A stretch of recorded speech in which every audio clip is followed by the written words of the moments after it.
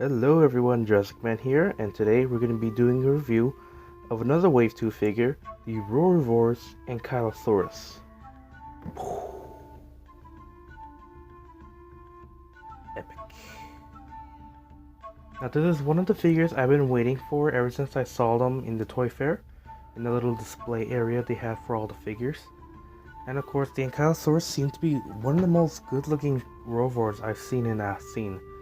Besides, of course, the baryonyx and such. But overall, I really do love how very much it is kind of like how it is back when it's shown in Toy Fair. There's some differences, I'm pretty sure, but overall, they have nice look of details and the paint. Yeah, I know the paint's not very accurate, but what are you gonna get? Anyways, before we start this review, I would like to review the box first. I'm only gonna do this once. Because I've done these box reviews. Like before, there's nothing special with the box. It's just like any other Roarivores box other than the Ankylosaurus and a display picture showing how it works. And in the back of the box, it does have this. It has the Ankylosaurus shown here, pressing the button, the action feature, and it has a Ceratosaurus, the Pteranodon, and of course Triceratops? That's not right. That's supposed to be the Pachyrhinosaurus, aka the Sinoceratops, aka that's a pretty cheap move we did right there, Mattel, in my opinion. But yeah, here's a picture of the barcode. If you need the barcode, I can send a better picture than this, but here's the barcode for the Ankylosaurus. So, there's a box. Let's get to the figure. Now, the figure itself, I gotta say, compared to Hasbro's, this is 100 times better than Hasbro. Now, I don't have one of them. I sold my original one, the Dino Hybrid one, to, let's just say, a friend of mine. And before that, I bought one. And if you remember correctly, I bought that one, and it made this. Try to do an inspiration of the Jurassic Park 3's version of the Ankylosaurus. Now, as you may know, the newer Ankylosaurus, it seems to be more based off of the newer Jurassic World version than the original Ankylosaurus from Jurassic Park 3. And even though some people won't notice it at first, there are differences between the JP3 one and the JW and so on ones. It's a little hard to see it, but you will see it. Most notably is that the Jurassic World one are more heavily armored. They're a bit more wider. And of course, they're not that coolish brown coloration with the red around the eye instead of this plain gray. Ugh. What is this people just giving dinosaurs just bland colors? They're related to birds and crocodiles. They're lizards. Lizards are more than just brown, green, and gray and black. It's just weird. It's not even shrink wrapping in the real world. The only animals that do that are ones that are dying of starvation. But yeah, there's that. Mini comparison with that of the original Ankylosaurus. I'm actually thinking of possibly getting rid of this one in the future. If you see it on eBay or so, that's probably the one I'm selling right now. But yeah, the sculpt and details on this figure is phenomenal. I don't know if you can see them very well, but the back plates, oh man, the back plates. They're individually sculpted little bumps on the bottom side. The tail doesn't show it a lot, but if it had paint, you can see them much better. Now these white parts are actually soft rubber. All of them are. The only ones that aren't soft rubber is on the button mechanism because it's one piece and not separate pieces like this. The Ankylosaurus is actually numerous pieces into one. As you can see, the separate piece of white here, separate piece of the button, the shell, and the legs, and even the seam line in the bottom. Even the head is a separate piece. It's on a ball joint. So is this. It has two separate pieces. A rubber end and a plastic base. Let's get that light back there. And I gotta say, the colorations, if it wasn't trying to be accurate, I say it did a pretty good job. I'm not saying it's a bad thing. I'm just saying this coloration does match itself pretty well. This light top gray on the top, and this pretty, I guess, cold brown coloration underneath. Even has these nice, I'm gonna guess, light emerald coloration on the body of the side of the armor. And that's about it. the eye coloration, they're very good. You can't see them here, but I'm pretty sure if you have this in hand or seen better quality videos reviews than mine, I'm not saying that mine are bad, I'm just saying they're not the best to watch. I don't know why you're watching this. And of course, it has an action feature, which is also an electronic feature. So you get these gross... You know, I think I found the word, but I just forgot it again. So I'm just gonna put it here like real quickly. You know what that phobia is? Ugh. Don't look it up. It's gross. Even I tried looking it up. It's gross. Not now, but later. But yeah, coloration is nice. Sculpt is nice. And let's look at the articulations.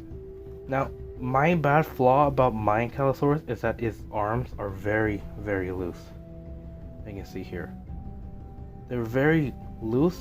It's not bad for a four-legged figure that's not going to move too much, especially when it's on a pretty fixed pose right here. I mean, four-legged figures don't really have much posability, or just in general. I mean, if they had articulations in the knees and hinges of the foot or legs, then yeah, it'd be better, but it's alright. Just like before, you can spread the legs out in the back. It's not very far, but you can pretty much spread them very wide. So here too, the front legs are very stiff when I do it, but you can tell the difference when I fold them back in place, right? The head is on a ball joint. That's probably the best feature. This should have been on the Triceratops, but I feel like it works pretty well on the Ankylosaurus, because in reality, Ankylosaurus can actually look right behind itself. Despite how armored it is, the Ankylosaurus are very flexible animals in real life.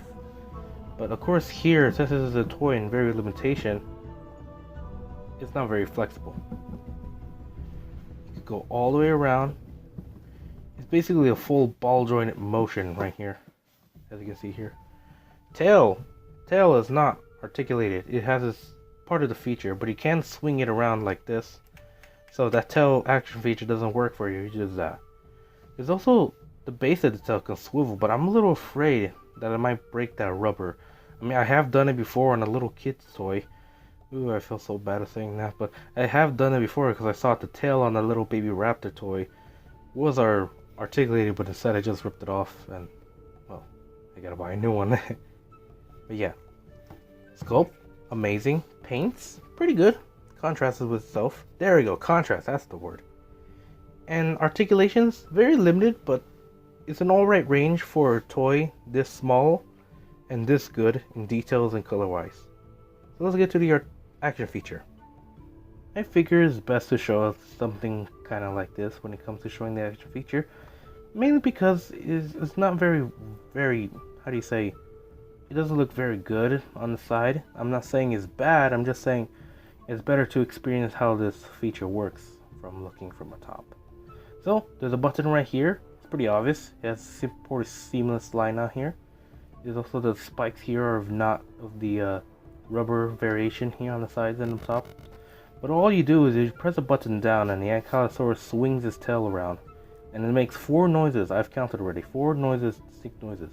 Let's see if we can get them all in one shot.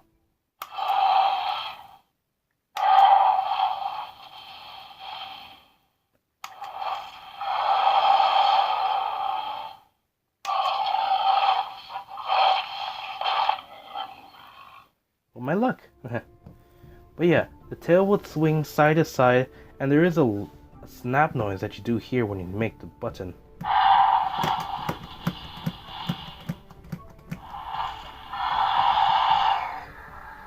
I think that is made to give more action to it, but I feel like just doing it like this, similar to like that of the Stegosaurus, works well too.